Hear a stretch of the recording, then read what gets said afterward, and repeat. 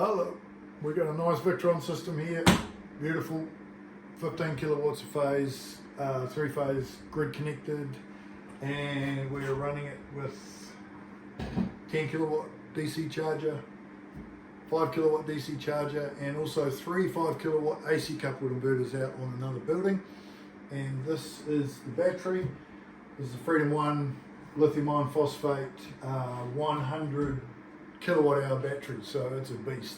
So I wanted to show you the battery. It comes with 120 millimeter battery cables, 3 of them. So there's a huge amount of grunt. It's a 48 volt unit, or 52 volts technically, and that's coming down here to this isolator.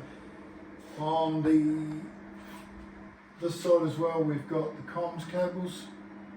So we have CAN bus in and out, and this is an end of line CAN bus resistor, and that CAN bus is disappearing over to the GX device, so that's monitoring the battery, and you can see there the information on the battery. That also gives other information such as cell voltages and whatnot. So we can see the battery there, Freedom Light.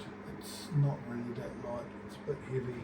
But you can see the minimum, maximum cell voltages, how many battery modules are online, how big it is. And around this side, at the end of the battery, I'll bring the phone over here, and at the end of the battery we've got